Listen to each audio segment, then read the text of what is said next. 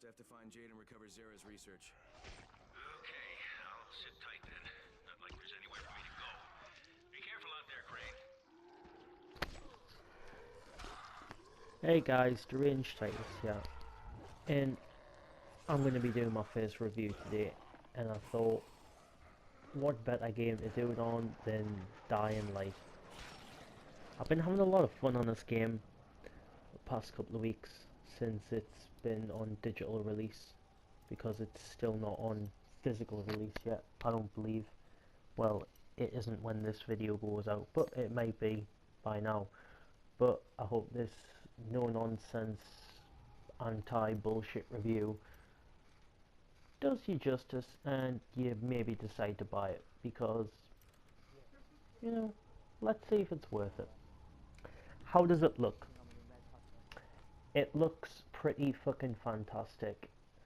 There's no buffering, there's no sort of haziness in the background, there's no areas that don't load in properly or correctly. How does it sound? It sounds pretty fucking fantastic. If you have a good headset on, you will hear everything, and I mean everything.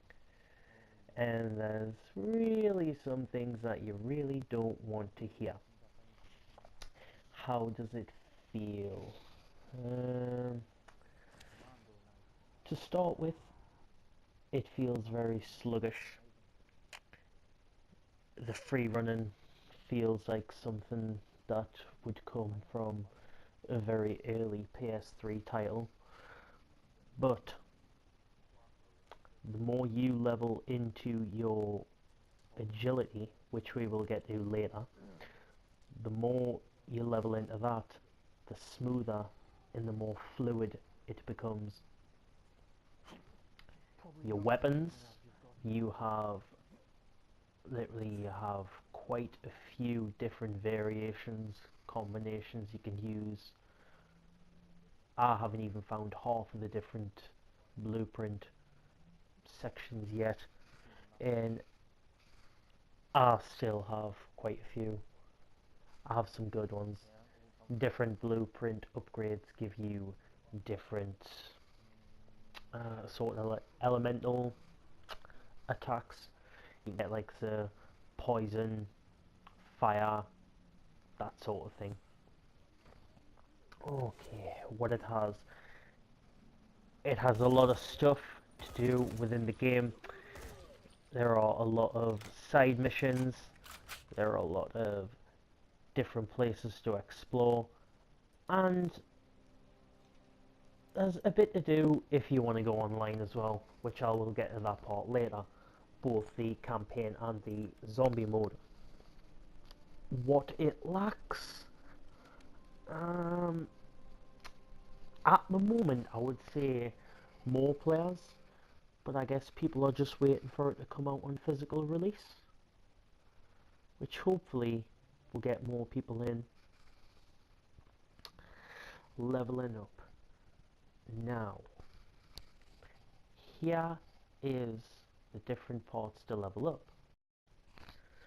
You have Survivor, Agility, and Power. Survivor is what you get from scavenging items from around the world.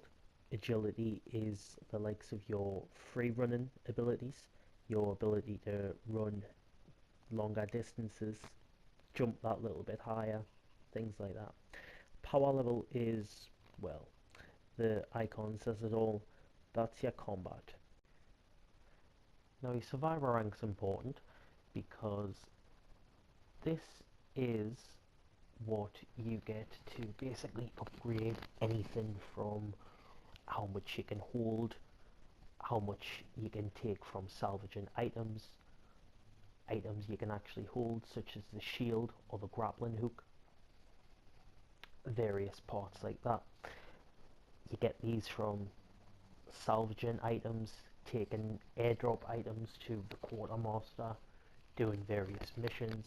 There are a whole host of things within the game when you get into it that will allow this to be leveled up quick. Now possibly onto the most crucial part of the game. your agility. Now, this is what makes your free running become more free. Like I was saying before, start of the game, your free running is something similar to very early PS3 type. And the more you put into your agility, which I highly recommend you spend in between missions, I highly recommend you spend climbing, getting that agility level up, getting all the way down to becoming an adept master of agility, because that will help you get out of some very tricky situations. Remember, get your agility up. Last but not least is your power level. Your power level comes from any combat that you have with other enemies within the game, NPCs and such, zombies, or the human element of NPCs.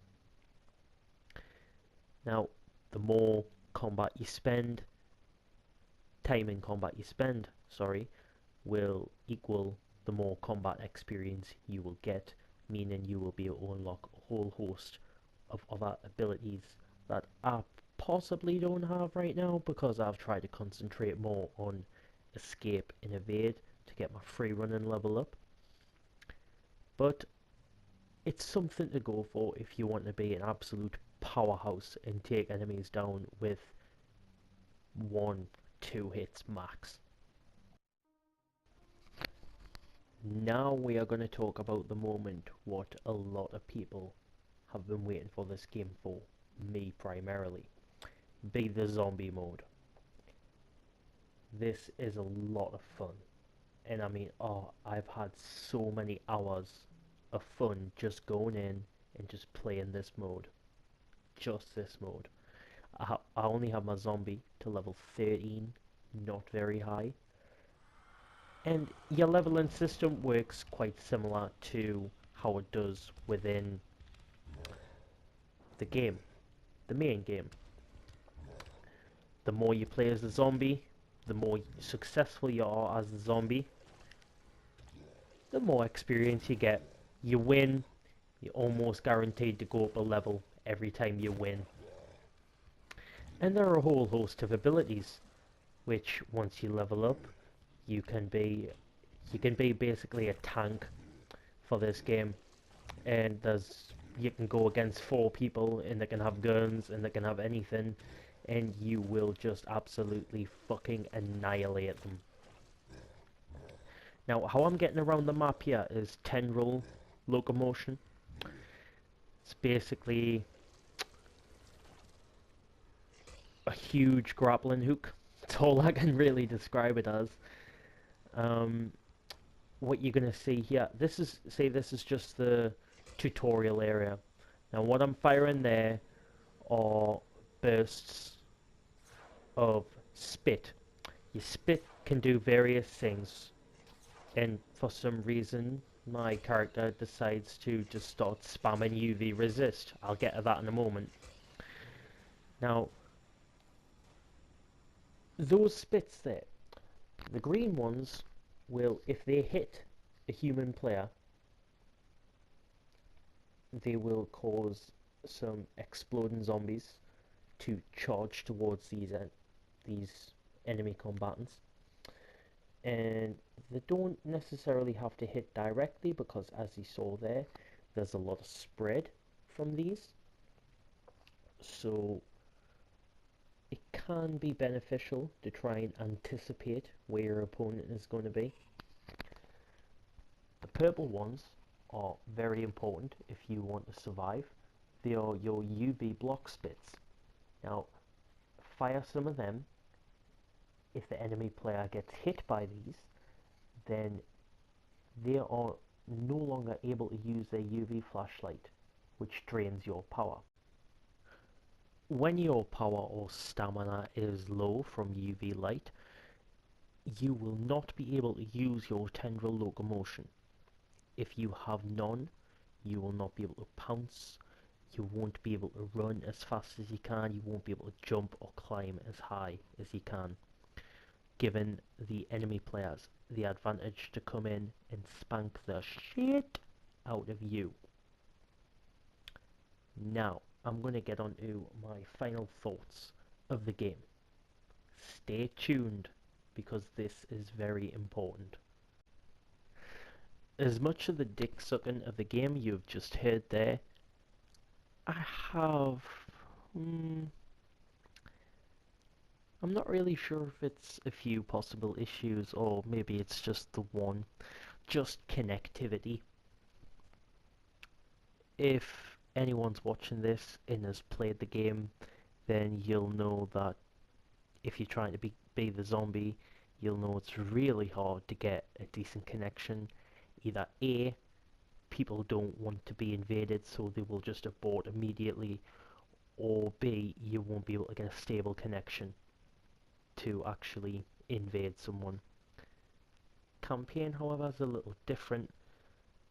Not very many people want to be jumping in with you unless they're basically your friends. I think I am 93% of the way through the game, there or thereabouts, and I've only had 2 people jump in with me, and that was only on the last mission that I did. But here's the good news. This is by far one of the best zombie games I have played since early Resident Evil series. I'm talking Resident Evil 2, Resident Evil 3, Resident Evil 4 at a push, but 4 wasn't necessarily one of my favorites.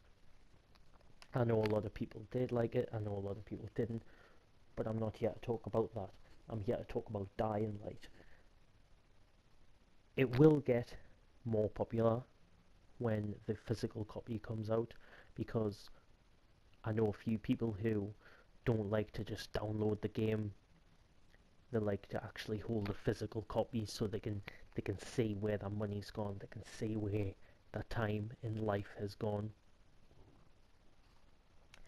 Me, I just wanted to buy it because I've been waiting for this game since I saw a very, very, very early alpha demo of it, and I've been hyping it up so much, but I had to sort of pull myself back, reserve myself, because I didn't want to overpower it with hype, so it would be an epic disappointment when it came out. But I must say, I was not wrong. I was spot on with the hype, because it is fucking fantastic. It looks good, it sounds good, it feels good, the storyline is immersive, you feel for your characters, you even get a little upset when some people die. So overall, I'm going to give this game a solid 10 out of 10 Titus points, and for my first review, I want to go out strong, so that's it. 10 out of 10 for Dying Light. It's definitely a game you should get, whether you either download it now or whether you wait for a physical copy. Thanks for watching, guys.